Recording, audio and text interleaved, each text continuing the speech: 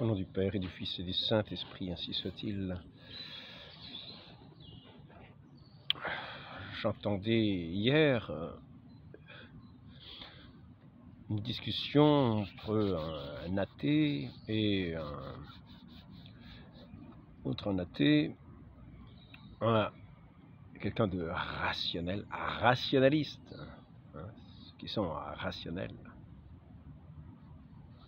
Je tiens à signaler ce que c'est que le rationnel. En gros, quand on dit un ratio de 1 à 10, c'est une proportion, c'est un rapport. C'est celui qui établit des rapports. Quelqu'un qui est rationnel, c'est celui qui établit normalement de justes rapports. Et après ça, on va dire, lui, il est irrationnel, c'est-à-dire il n'établit pas les justes rapports.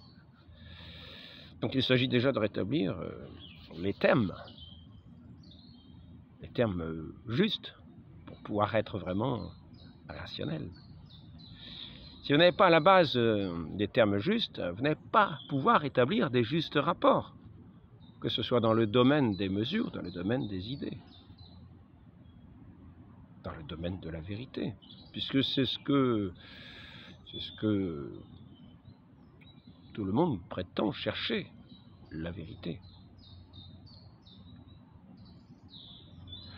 Et ainsi, ceux qui sont les rationnels, bien sûr, excluent les autres, ceux qui savent établir ces rapports de mesure quasiment scientifiques, mathématiques, en réduisant ce qui est du domaine de la science, c'est-à-dire de la connaissance, de ceux qui savent établir les justes rapports entre ce qui existe, ce qui est, entre les causes et les effets. Ceux qui établissent les justes rapports sont, pourrait-on dire, rationnels, c'est-à-dire qu'ils sont aussi raisonnables, car rationnel est un mot qui est aussi en rapport avec raison. Et donc, ceux qui ne sont pas rationnels, ceux qui sont irrationnels, sont en rapport avec ceux qui n'ont plus tout à fait l'usage, qui n'ont pas vraiment l'usage de la raison, qu'on va déjà classer dans le domaine, disons-le, des fous. C'est de la pure folie. Et nous en arrivons, par exemple, à ceci, que quand nous allons avoir des étrangers à ce monde rationnel qui vont dire ce qu'ils voient, nous allons leur dire que ce sont des hallucinés, des fous. D'une certaine manière, ils ne sont pas dans le domaine de la raison. Donc, normalement, les rapports scientifiques sont faits à partir de ce qu'on constate, de ce que l'on voit. Mais là, il y a certaines choses que certaines personnes voient, et comme cela ne correspond pas au rapport habituel, qui est en dehors de ces rapports établis scientifiquement,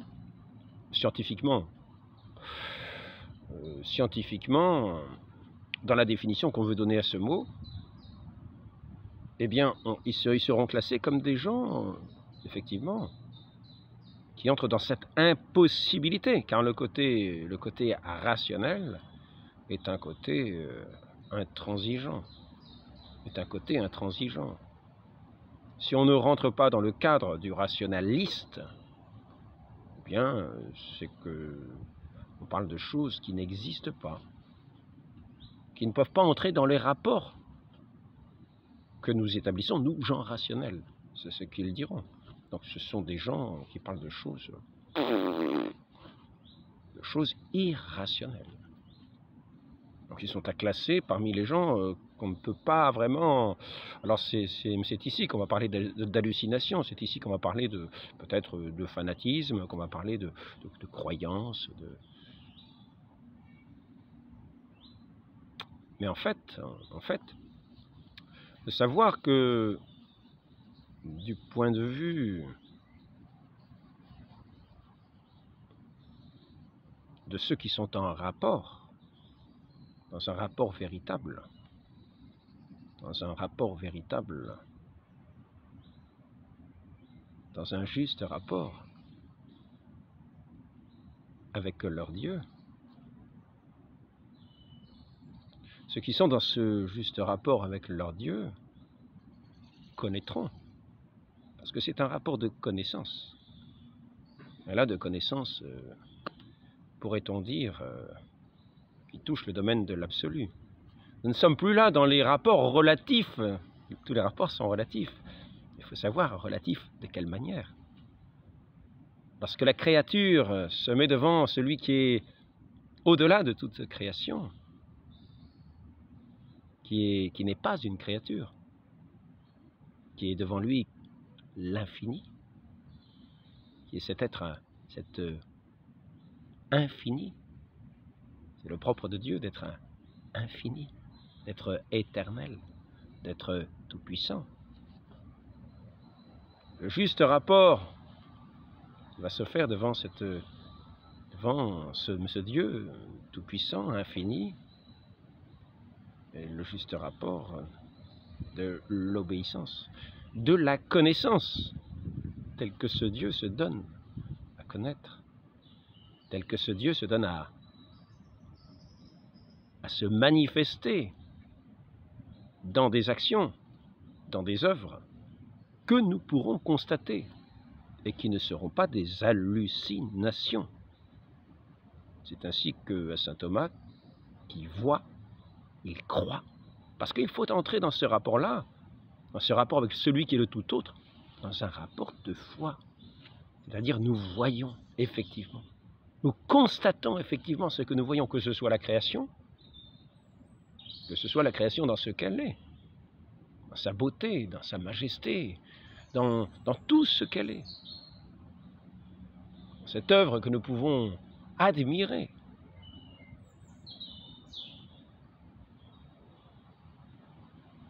Dans ces œuvres divines, miraculeuses que faisait notre Seigneur, lorsque, d'une parole, il guérissait des infirmes.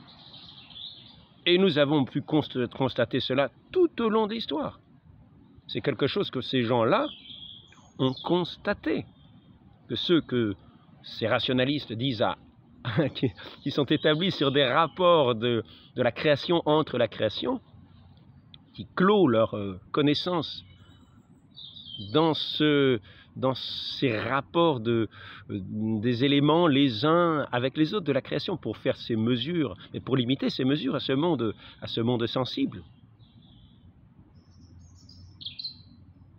sans être capable de pouvoir établir de rapport entre ce qu'ils voient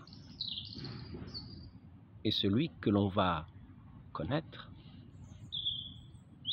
comme en étant la source de ce que l'on voit. Car nous voyons que sinon, tous les rapports sont bousculés. Tous les rapports que les rationalistes veulent établir sont bousculés par certaines failles qui viennent s'introduire dans cet ordre de la création. Et là, la seule parade que ces rationalistes qui veulent tout mesurer à l'aune de leur étroitesse d'esprit, et qui seront incapables de faire les vrais rapports. Et c'est pour cela que les personnes de foi, les Écritures saintes, les appellent des insensés, c'est-à-dire ceux qui ne savent pas établir les vrais rapports. Donc, j'ai perdu le fil. J'ai perdu le fil, c'est mal parti.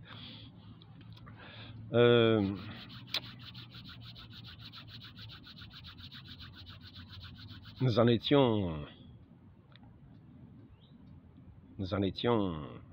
sommes dans ce domaine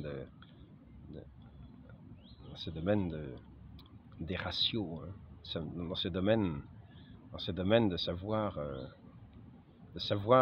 que lorsque notre Seigneur faisait ses œuvres divines, nous n'étions plus dans la mesure de ce monde. C'était une introduction de celui qui est incommensurable. Incommensurable. Devant lequel, quel rapport voulez-vous établir? Devant celui qui est incommensurable. Quelle proportion voulez-vous établir devant celui qui est incommensurable et dont l'infini montre la création comme moins qu'un atome, mais en même temps qui est capable, par son regard, de considérer chaque cheveu, d'agir sur chaque élément de la création, de supporter chaque élément de cette création. lorsque notre Seigneur agissait par les miracles, tout ce rapport des rationalistes était rompu. Rapport de temps, rapport de masse, rapport d'espace. Lorsque notre Seigneur marche sur les eaux, lorsque notre Seigneur s'élève dans les airs, avec sa masse, lorsque notre Seigneur, d'un seul moment, rend la vue à un aveugle qui n'avait plus la vue qui est un don. De la même manière que nous pouvons voir ce témoignage ici, le témoignage de cet homme qui recouvre la vue avec de l'eau de Lourdes. Guérison d'un aveugle qui s'appelle François. Rétablissement complet jusqu'au poids. Ici, passé de 27 kilos, ça c'est une autre personne qui est passée de 27 kilos à 75 kilos. Après une guérison, je pense, instantanée à Lourdes. J'ai sous-signé docteur en médecine, etc. à OE, province de Namur, Belgique, déclare avoir examiné Madame Joachine Dehan, âgée de 29 ans, née à Vanfersé, Bolé, résident à Gesves, avoir constaté que les lésions mentionnées dans le certificat ci-joint ont complètement disparu. Une simple rougeur indique la place de l'ulcère couvrant les 2/3 de la face externe de la jambe droite. En foi de quoi j'ai délivré le présent de déclaration, etc. J'ai sous-signé, et c'était avant, 5 jours plus tard, le Joachim Namur. On va lire quand même un petit peu ça, parce que nous voyons ces guérisons à Lourdes, instantanées, les plus diverses. Que ce soit, et c'est là que nous voyons la faille dans ces rapports, qui en général sont des rapports de temps, qui laissent les milliards d'années pour arriver en évolution lente, en oubliant ce sens de la création à chaque instant. À chaque instant. Lorsque nous bougeons, regardez, je peux bouger ma main, mais à chaque instant, je pourrais tomber aussitôt. À chaque instant, la création est maintenue dans sa création, est comme créée à chaque instant. Le fait que je tienne ma main en hauteur n'est pas une conséquence nécessaire de l'instant précédent, car regardez, d'un seul coup, hop, elle peut tomber. Donc c'est par une volonté que ma main tient. Par une volonté que j'ai, que ma main tient. Ce n'est pas parce qu'il y a une longue évolution, etc. C'est vrai qu'il y a une longue évolution, mais ce n'est pas pour ça que ma main, à l'instant, tient. Et si un instant me donné, Dieu ne considérait plus sa création, d'un seul coup, tout disparaîtrait. Donc il faut bien penser que à chaque instant, cette création est portée. Et il ne s'agit pas simplement d'une évolution d'un état précédent à un état suivant. Il s'agit qu'à chaque instant, il y a ce regard de Dieu qui maintient sa création et qui lui permet de respirer, de vivre, d'avancer, d'être selon ce qu'il lui donne d'être, selon certaines lois qu'il établisse, mais qui ne sont pas des absolus. Car la toute-puissance de Dieu peut intervenir à chaque instant. De la même manière qu'au début, quand était le néant, il a tout tiré du néant pour arriver à cette création.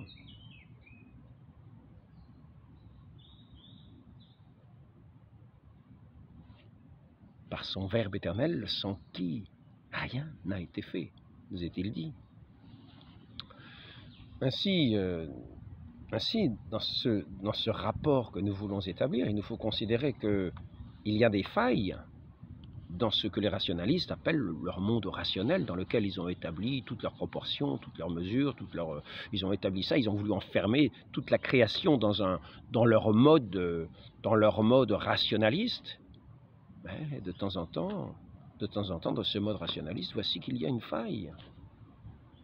Parce que Dieu est tout-puissant et qu'à chaque instant, il peut recréer, c'est-à-dire guérir quelque chose qui était blessé. Par exemple, nous avons ce cas de M. Ruder, qui depuis plusieurs années ne pouvait plus marcher, qui avait sa jambe qui ballottait d'avant en arrière. qui avait reçu un arbre sur sa jambe, qui avait 3 cm d'écart entre deux os. Et voici qu'il est assis, dans une grotte de Lourdes, en Belgique. Il se met à prier, et puis d'un seul coup, il se lève, il s'avance et se met à genoux. Il est guéri, et ce n'est qu'après qu'il se rend compte. Il se met à genoux, et là il se dit, mais qu'est-ce que c'est? Il se rend compte qu'il est guéri. Et là, il va marcher plusieurs lieues. Il va arriver. Enfin, bon, je continue. Ces guérisons instantanées. En général, c'est dans cette eau qui a surgi, dans cette source à Lourdes.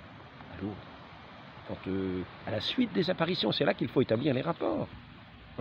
Quelqu'un qui est rationnel établit les justes rapports. Toutes les guérisons qui ont eu lieu à Lourdes sont venues après l'apparition de Notre-Dame à Sainte-Bernadette. Donc, nous voyons que si nous voulons être rationnels, faire de justes rapports, il nous faut lier les guérisons qui sont survenues après les apparitions à ces apparitions. Nous avons la Vierge Marie qui va inviter Sainte Bernadette, cette jeune fille, à creuser le sol à un endroit et à boire l'eau ou à se mettre sur le visage. Il n'y a pas d'eau. Alors elle commence par se diriger vers le gave. La Vierge Marie lui fait signe, non, de l'autre côté. Elle y va, elle gratte le sol. J'en ai déjà parlé dans plusieurs entretiens. Et voici que commence à avoir une humidité. Alors au début, toute la bonne société qui va constater le fait, dit qu'est-ce que c'est que ce machin, c'est ridicule. Mais voici que cette humidité va se transformer en petite source, et de plus en plus grande.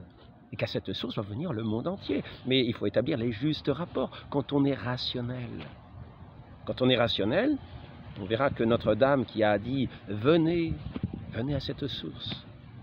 Venez à cette source. Venez non seulement vous abreuver, mais venez pour être guéri.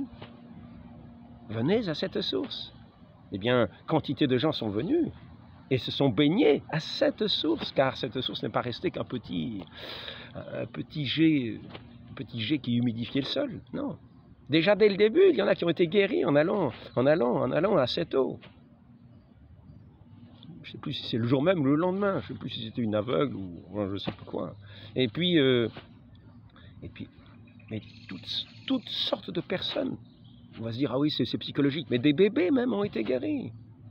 Donc il faut établir les justes rapports. Le juste rapport pour être vraiment rationnel, pour avoir un esprit qui n'est pas insensé. Le juste rapport, c'est de se dire que ces guérisons ont eu lieu après cette apparition à Lourdes, à cette source qui a surgi sous les doigts de Sainte Bernadette de Lourdes. Et le juste rapport entre les faits de guérison est à établir entre ces faits de guérison et ces apparitions. Si on n'est pas capable d'établir ce juste rapport-là, ne disons pas que nous sommes rationnels. Donc ici, je prends par exemple le sujet de cette eau. Mais cette eau n'avait rien de particulier. Les savants ont dit, oh oui, c'est l'eau, elle a des vertus curatives. On a fait étudier l'eau, elle n'a rien de particulier, c'était une bonne eau. Mais c'est tout. Une bonne eau, c'est une grâce. C'est par l'eau que nous avons la vie aussi. Donc le lendemain soir, alors je me disperse un petit peu. Hein. Je disperse un petit peu, mais c'est vrai qu'il y a tellement de choses. Nous sommes en 1882, bureau médical. Qu'est-ce qu'elle avait au début? Comment les faits sont constatés? La foule sujette à ces enthousiasmes dangereux peut s'égarer, etc. Voilà comment c'est aux journaux, les bonnes nouvelles, les témoins manquaient de calme, etc. Du reste, les maladies guéries devenaient si nombreuses qu'une organisation nouvelle paraissait tout à fait opportune. On créa donc en 1882 un bureau médical. Il est chargé de vérifier les certificats que les malades apportent, souvent en venant à Lourdes. Il examine les malades eux-mêmes qui désirent à leur arrivée faire constater leur état. Quand une guérison est signalée, ce qui est très fréquent durant les grands pèlerinages, il la contrôle immédiatement. Ainsi sont écartés tout de suite les cas douteux ou insignifiants, et la vérité ne reste pas dénaturée par les enthousiasmes de la foule. Donc ne disons pas de ces gens-là, qui n'entrent pas dans ces cadres rationalistes, de ceux qui veulent établir des proportions qui se limitent à leur perception cérébrale. à leur perception, c'est même pas leur perception cérébrale, puisqu'ils se bornent à leurs pensées, à leurs idées, qui refusent toutes et qui n'établissent que de proportions que dans ce qui correspond à leur univers intérieur, de leurs idées, qui refusent de constater ce que ce bureau médical constate et de faire les rapports justes entre ces guérisons et leur source, qui est cette fontaine qui a surgi lors des apparitions de Lourdes. Des esprits saints, des esprits qui ne sont pas biaisés, des esprits établissent aisément ce rapport, surtout quand on voit la manière dont se sont passées ces apparitions à Lourdes. Ce visage de cet humble enfant qui avait un caractère cependant, et que nous voyons transfiguré comme lumineux, éclairé, comme si une lumière céleste venait épanouir son visage d'une grâce indicible, au point que tout le monde en était subjugué, et que nous avons au bout de quelques jours 20 000 personnes qui viennent admirer ce spectacle étonnant. Donc nous voyons ce spectacle d'une grande beauté, comme la création elle-même est d'une grande beauté. Nous voyons cette source qui va être pure, une eau non pas croupie, une eau, simplement une eau qui a surgi sur cette terre de Lourdes, et où vont venir les malades, et où ils vont être guéris à l'invitation de la Vierge Marie, après ces apparitions de Lourdes. Les esprits critiques vont dire « oui, ce malade, il n'avait rien ». Mais nous voyons ici qu'il y a ce bureau des constatations, et que ces constatations ne vont pas être limitées. Certains médecins sont attachés officiellement au bureau, qui présida en premier le docteur de Saint-Maclou. Mais les portes sont largement ouvertes, non pas à la foule assurément, mais à tous les hommes que leurs compétences désignent, amis ou ennemis. Particulièrement tous les médecins sont reçus, quelle que soit leur nationalité, et si opposés qu'ils puissent être au surnaturel. Du reste, on ne leur demande jamais compte de leurs opinions, Peut-être n'y a-t-il pas de clinique en France, ni si accessible, ni si fréquentée. De 1890 à 1813, il est passé au bureau des constatations 6313 médecins, dont 1457 sont venus de l'étranger. Alors ici, on peut voir donc des guérisons par milliers, et de toutes sortes de guérisons. Donc, pour ceux qui ne veulent pas établir ce rapport entre celui qui est le créateur, qu'il refuse de considérer, puisque justement il n'entre pas dans cet ordre de rapport, celui qui est l'infini, celui qui est le Tout-Puissant, dont la puissance n'est pas bornée par rien d'autre, qui est le Tout-Puissant, que la création ne va pas limiter. Nous le voyons ici à l'œuvre, dans simplement quelques gouttes d'eau. Une vue qui est retrouvée, des eaux qui sont reconstituées, des gens qui retrouvent un cœur plein de cette onction de Dieu, qui trouve la foi, qui trouve cette vie qui va être transformée, Ceux qui contemplent ces merveilles vont en être aussi transformés, car ils vont voir que tout ce monde qu'ils avaient établi sur ces rapports qu'ils croyaient être définitifs, vont être obligés d'établir, ils vont être obligés de trouver de nouveaux rapports. Et ce monde-là, ils vont le rapporter au Créateur, qu'ils voient à l'œuvre.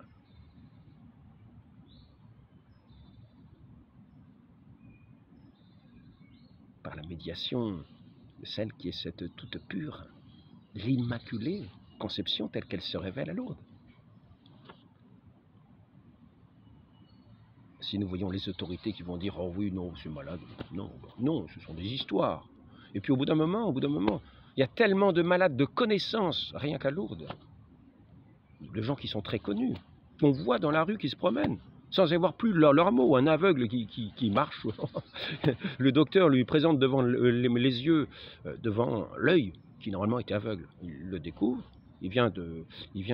sa fille vient de lui apporter de cette eau boueuse qu'elle est allée chercher justement à la source, à l'époque, sans doute au début, quand elle était encore boueuse. Elle vient de lui chercher cette eau, et le père père demande quand même de lui appliquer sur son œil aveugle. Et donc, le docteur, comment il s'appelle, Dozou, je crois, je ne sais plus comment il s'appelle, docteur qui est assez connu parce qu'il s'est intéressé à ces affaires. Au début, il n'y croyait pas. Et puis donc, il lui dit, tiens, je vais lui jouer un bon tour, je vais lui dire de fermer le bon œil, et devant l'autre, je vais lui mettre écrit un tout petit sur un tout petit stylo, je ne recouvrerai jamais la vue parce que j'ai telle maladie, elle est incurable. C'est pas encourageant. Et l'autre qui lui lit a écrit ça avec son petit crayon très finement. Il lui lit ah, je ne retrouverai jamais. Alors le docteur comprenait bien qu'il est rationnel, il est raisonnable, et il utilise sa raison à bon escient. C'est-à-dire qu'il renonce à cette illusion qu'il avait de ce monde clos pour venir à celui qui en est la cause et qui est capable de telles choses sans rapport, avec des conséquences, un œil lésé qui a été abîmé. Un œil lésé, le rapport c'est que ça reste, on n'y voit pas. C'est ça le rapport de la conséquence. Mais là, nous avons ce rapport de cet œil guéri, sans qu'il y ait de cause physique à cette guérison. Donc le rapport est établi entre celui qui seul est capable de recréer ce qui est lésé, de rétablir, de guérir.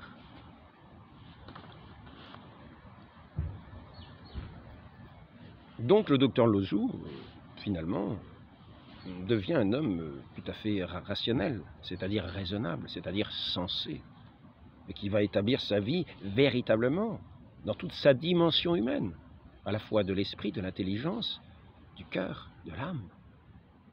Et il va reposer toute sa vie dans ce rapport véritable, qui n'est pas un rapport de chiffres ni de mesures, mais qui est un rapport de connaissance, c'est-à-dire de ce rapport de foi avec ce Dieu qui nous dépasse et qui en même temps fait que cette chose merveilleuse avec ce Dieu, dans ce rapport à Dieu, dans cette proportion à Dieu, nous devenons un avec lui, dans le rapport de l'amour, parce que Dieu est amour et qu'il nous fait à son image. Voilà le rapport établi avec Dieu. Et ce n'est pas un rapport de division. C'est un rapport d'unité. D'unité. Et celui qui était l'au-delà de tout devient un avec celui qui l'a créé à son image, qui lui a donné un cœur pour être capable de son amour. Et le rapport est établi, ce rapport de l'amour, ce rapport de la vérité. Cependant que nous laisserons les rationalistes à leur mesure, et nous verrons qu'ils auront bien des déceptions, car par exemple, ils vont s'amuser à découper la Terre en strates, et puis à découper l'âge des différentes strates. Et puis un beau jour, nous allons voir un monsieur qui va aller dans un canyon, et puis qui va trouver une canne à pêche, une gaule canne à pêche, hein, une gaule de 1000, je crois bien que c'est une canne à pêche dans une strate qui avait plusieurs millions d'années. Alors la chose s'explique comment? Parce que cette canne à pêche, elle datait de 1880, je sais pas quoi, 17, un truc de ce genre. Elle avait son brevet, elle n'avait pas des milliards d'années ou des millions d'années. Et pourtant, elle était dans une strate qui avait plusieurs millions d'années. Donc quand la personne arrive au bureau des constatations de l'époque, c'est-à-dire en Amérique, dans cette maison scientifique où il présente sa canne à pêche, le directeur descend, il voit ça, il dit non, ça n'existe pas. Ça n'existe pas. C'est une hallucination. Non. Il remet en cause tout notre système. Et oui.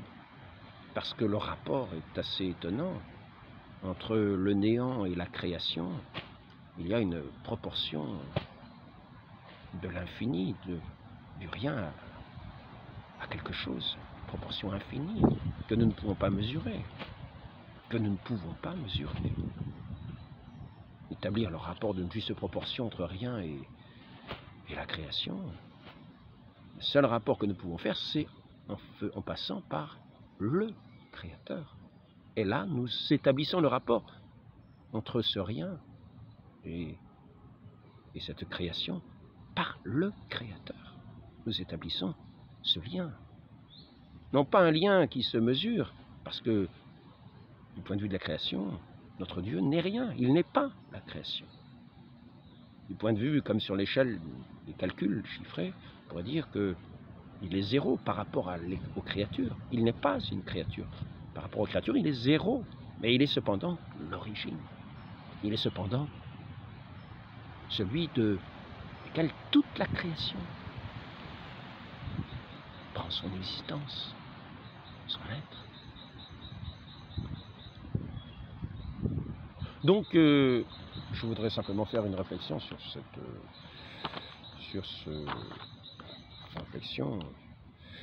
comment dire, sur ceux qui parlent de rationalisme, qui disent oui, nous sommes rationnels, ce sont des crédules, ce sont des gens irrationnels. Non.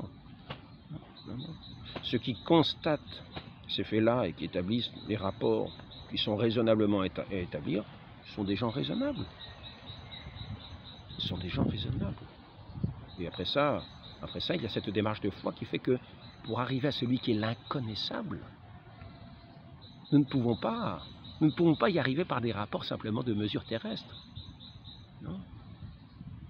C'est une démarche de ce que Dieu nous a donné, qui s'appelle cette foi, qui nous permet d'entrer en lien avec lui et d'entrer dans ce lien de l'amour, dans cette connaissance de notre Dieu, de cette connaissance véritable, de ce Dieu qui s'est fait homme, qui est venu dans notre petitesse humaine, et en même temps cette grandeur humaine, cette dignité humaine, puisqu'il nous établit comme étant un avec lui.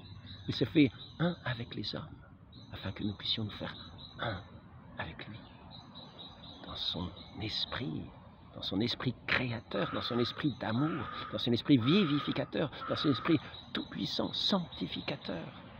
Mais surtout, il est amour. Et c'est ainsi qu'il nous établit dans le vrai rapport. Dans le vrai rapport de ce repos sur ce cœur de Dieu qui est l'amour même. L'amour incréé. Et pour ceux qui voudraient retrouver la vue, je vais quand même revenir à ce récit de ce monsieur François. Alors j'espère que je vais m'y prendre bien. On a vu plus haut que la protection de la Vierge Immaculée avait donné la vue à des aveugles et la parole à des muets, qui l'avaient imploré. Citons un de ces privilégiés parmi plusieurs autres. François Villon d'Ury était frappé de cécité depuis 7 ans.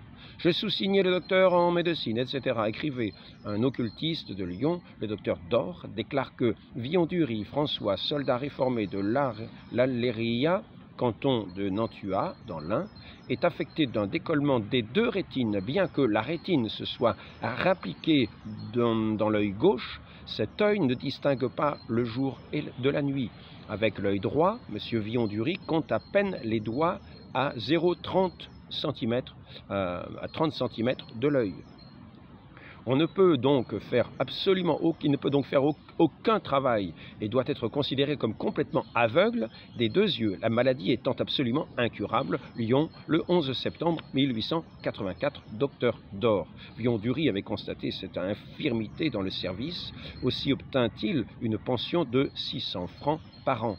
Le 11 juillet 1884, plus tard, en 1890, il fut admis à l'hospice de Confort près de Bellegarde. 15 jours après son entrée à l'hospice, le 2 août, sur le conseil de religieuses, il consentit à demander à Dieu ce bien inestimable de la vue, que les hommes se déclarent incapables de lui rendre.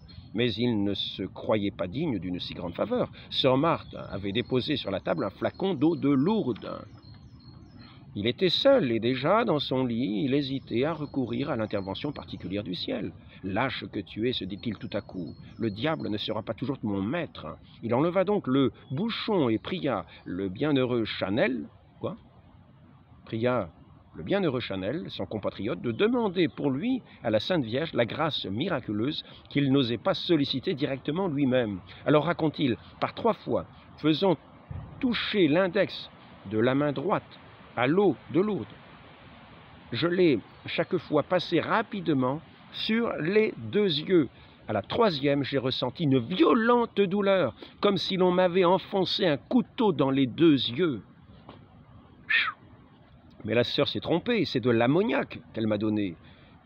Pour m'en assurer, je portais le flacon à mes lèvres. À peine l'eau les avait-elle touchées que la vue m'est revenue tout d'un coup, aussi promptement qu'un coup de fusil. Je distinguais les rideaux, les croisées, etc. « Simon, Simon, je vois !» C'était mon plus proche voisin. « Allez vite chercher les sœurs !» Un autre, qui n'était pas encore au lit, s'est approché. « Si vous voyez, dites comment je suis habillé. Vous avez un tricot, une cravate, un chapeau. » Mais c'est vrai, il voit. Puis il court avertir les sœurs. Elles arrivent à l'instant. Dans l'intervalle, je m'étais levé. Les sœurs m'ont trouvé, appuyé sur mon lit, tenant le flacon d'eau de Lourdes et disant « Est-ce possible? Est-ce croyable? Oh mon Dieu, mon Dieu !» C'est ici que nous retrouvons cette phrase de saint Thomas. Ah, mon Dieu, mon Seigneur et mon Dieu, en touchant les plaies du Christ ressuscité. Et le Christ qui lui dit, heureux, tu crois parce que tu vois, heureux ceux qui croient sans voir. Mais lui, il retrouve la vue en croyant. Il croit en retrouvant la vue aussi. Est-ce possible, est-ce croyable? Oh mon Dieu, ô Sainte Vierge, ma bonne mère, que vous êtes bonne. À la voix, je reconnaissais successivement chacune des personnes présentes. Je dis en particulier à sœur Gabrielle, oh, comme vous êtes habillée, vous avez un voile blanc, comme des religieuses que j'ai vues à Dijon. C'est donc vous, ma sœur Marthe? En vous entendant marcher, je vous croyais plus jeune. Depuis cette époque, je vois comme à 20 ans, 3 ans, bon, etc. Voilà. Donc nous avons ici quelqu'un qui recouvre la vue de cette simple façon, alors que les docteurs, les grands savants, qui sont toujours dans leur rapport de ce monde, sans aucun rapport à Dieu, étaient incapables de guérir.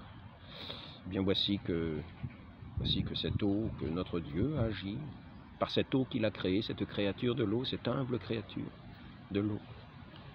Et si nous voulons être rationnels, si nous voulons être sensés, non pas sensés, nous voulons garder notre raison, sachons faire le bon rapport, la proportion juste entre cette guérison et ce Dieu d'infini, l'infini, tout-puissant, le créateur de toutes choses et qui peut toutes choses.